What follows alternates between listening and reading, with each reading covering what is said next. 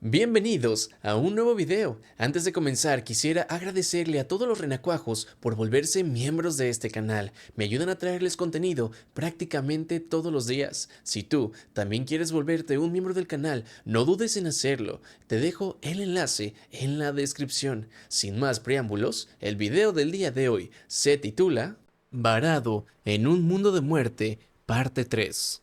Zoe estaba escaneando un espécimen de planta local y dijo, mata a todos menos a Fi. Fi era en esencia una araña de 2 metros de altura, a excepción del par de patas delanteras y las mandíbulas que, tras años de evolución, eran mucho más ágiles y servían para tareas más cercanas a las manos de los humanos, aunque en comparación con las arañas terrestres, su ácido estomacal era mucho más potente y podían comer casi todo lo que habían encontrado hasta ahora. Ni siquiera necesitaban digerir parcialmente los alimentos fuera del cuerpo, como hacen los arácnidos terrestres. Zoe y Fi estaban en medio de la clasificación de la flora local que la tripulación encontró durante la búsqueda de alimentos. Estaban dividiendo las cosas que encontraron en función de quién sería capaz de digerirlas. La pila de Fi en ese momento era casi el doble de grande que la de los humanos, que era la segunda en términos de volumen. Afortunadamente, lograron encontrar algo para cada uno de los miembros de la tripulación, incluso si algunos alimentos necesitaran ser procesados de alguna manera.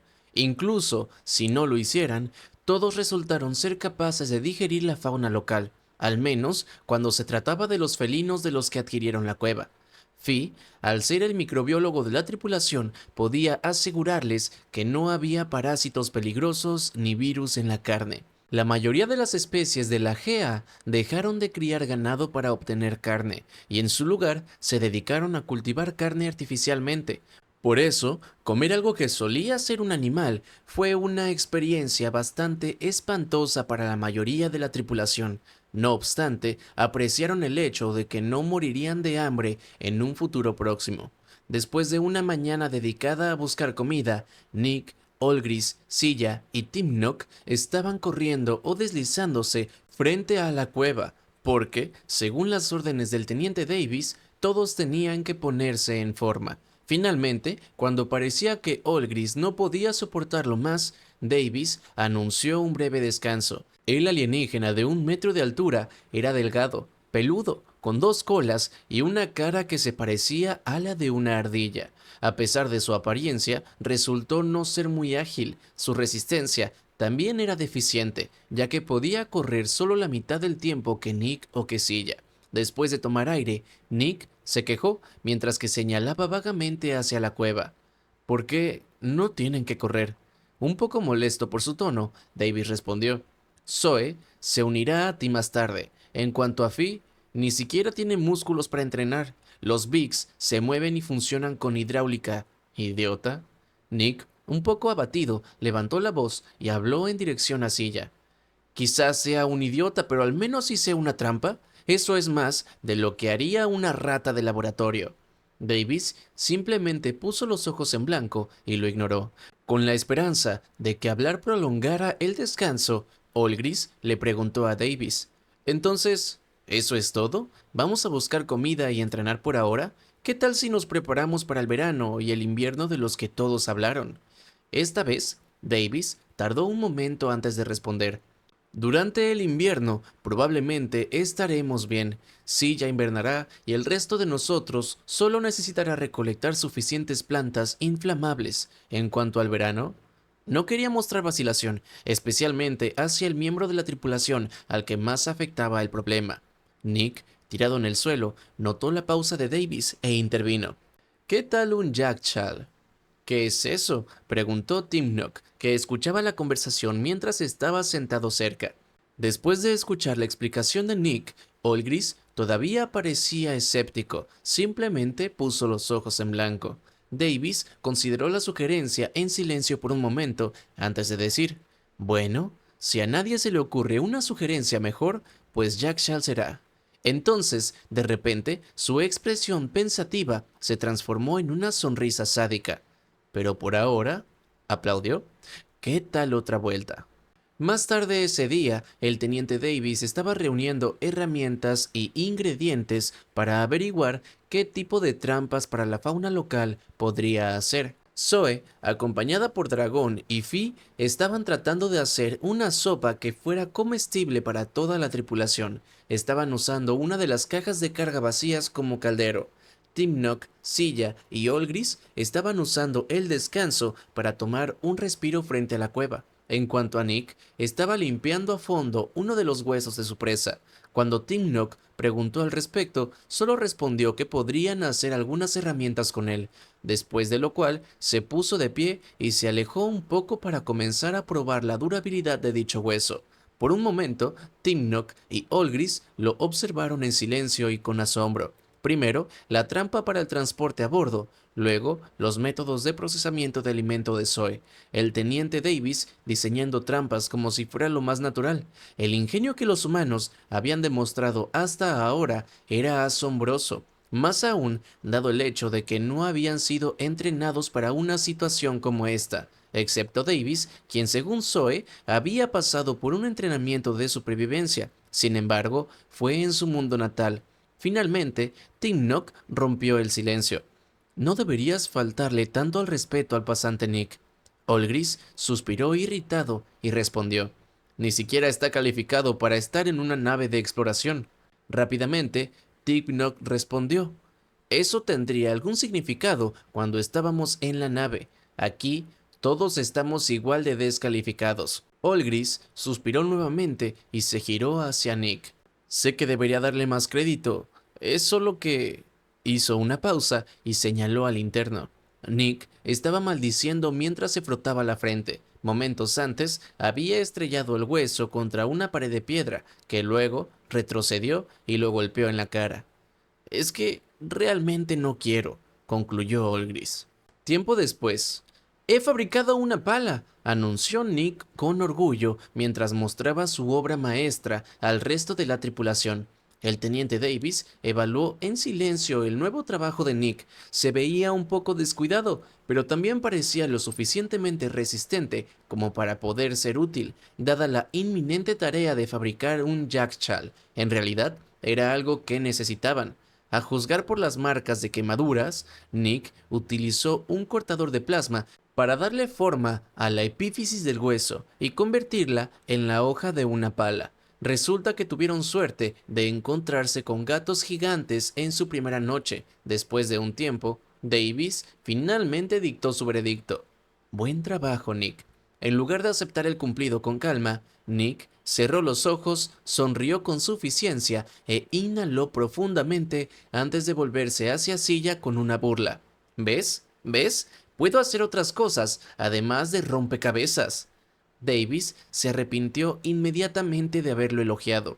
Durante sus burlas, Nick no sonaba realmente ofendido o amargado, por lo que no había razón para mediar antes. Probablemente se suponía que era solo una broma, sin embargo, había una razón por la que estas burlas irritaban a Davis, a saber qué era. Maldita sea, Nick, los ex no tienen oídos y no tiene traductor. No puede oírte sin que alguien la toque para canalizar un sentido. Nick miró una serpiente con plumas azules que ahora se deslizaba hacia Zoe. ¿No es así?, preguntó Nick después de una pausa. De repente, Davy se dio cuenta de algo y preguntó: Primero, Fi, ahora esto. ¿Cómo es que no sabes estas cosas? Se produjo un silencio incómodo. Después de unos minutos de ese silencio incómodo, Davis insistió: ¿Mella? Finalmente, después de un rato de intensas miradas fijas a la pared, Nick respondió: Yo... Bueno, puede que haya hecho trampa un poco en parte de mi entrenamiento antes de venir aquí. Davis respiró hondo y preguntó con calma mientras lucía una sonrisa que hizo que Nick entendiera por qué algunos extraterrestres lo confundieron con una amenaza depredadora. ¿Cómo es posible hacer trampa en los exámenes de la GA? Nick, cada vez más avergonzado, empezó a explicarse. Bueno, algunos de mis cursos, incluido tu tripulación 101, fueron impartidos por un Volobius y había otro Volobius en la clase. Nick hizo una pausa. ¿Y? presionó Davis. Durante los exámenes, siempre estaba detrás de otro recluta, el recluta Volobius. Las preguntas eran las mismas para todos y yo siempre respondía después de él. El profesor lo examinó delante de mí y me dijo que apagara el traductor, así que no podía entender las preguntas. Davis abrió los brazos y sacudió la cabeza para dar a entender que todavía no entendía cómo Nick había hecho trampa. Bueno, en cierto modo, Nick dudó otra vez. Aprendí a hablar Volobius y escuché las preguntas y respuestas. El teniente Davis se escondió la cara entre las palmas de las manos y suspiró profundamente. Extrañaba a los militares. Los imbéciles de allí solo se presentaban en una sola forma. Entonces, en lugar de aprender datos básicos sobre 27 especies, decidiste que era más fácil aprender un lenguaje de algunas manchas que consisten en silbar, golpear y cambiar de color. Zoe se rió entre dientes y se agarró los costados mientras hablaba con dificultad. Dios mío, tenía razón, es increíble. Silla, a su lado, agitaba la cola supuestamente también en señal de diversión. Fi, que probablemente no comprendía bien la situación, siguió escuchando. Olgris y Timnock volvieron a quedar sorprendidos, ya que sus medios de comunicación eran similares a los de los humanos. Nick, con la esperanza de reparar un poco su daño, explicó rápidamente. Aprendí la mayoría de las materias y no aprendí Volobius para hacer trampa. Simplemente pensé que el traductor estaba roto después de escuchar sobre los hábitos de apareamiento de los Volobius.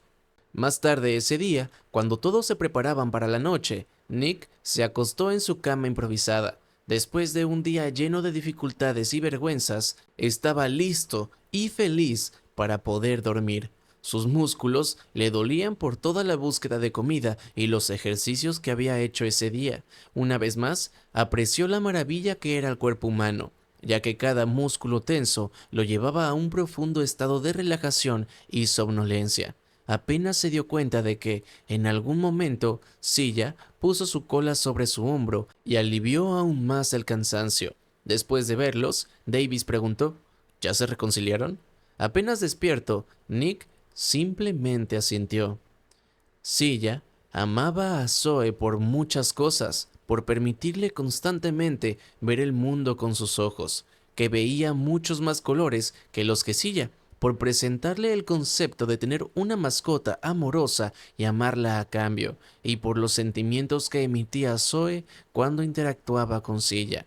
También la amaba por una cosa, por introducirla en la descarga de endorfinas que los humanos experimentan después de un mayor esfuerzo físico. Silla sisió de felicidad al sentir la euforia del corredor de Nick recorriéndola. Si les gustó el video, no olviden darle like, comentarlo y compartirlo. Haciendo esto, alimentan al algoritmo de YouTube. Por cierto, tristemente, esta historia no tiene más partes, así que este fue el último capítulo. Sin nada más que decir, los dejo con los bloopers. Fi era una Por eso, comer algo que tuviera... El alienígena de 1 metro de altura... El alienígena de 1 metro de altura...